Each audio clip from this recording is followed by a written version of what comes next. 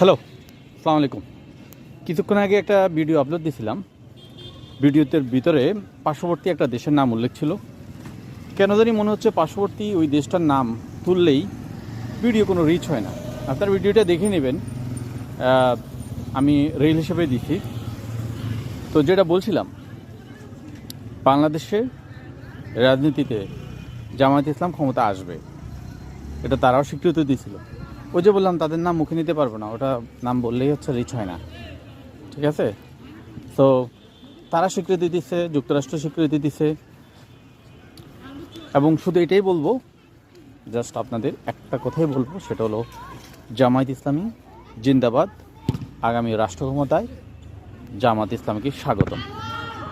ওরা ক্ষমতায় আসবেই, এতে কোনো ভুল নাই। যারা জামায়াত ইসলামকে সমর্থন করেন তারা আমার পোস্টে লাইক দিন, কমেন্ট করুন।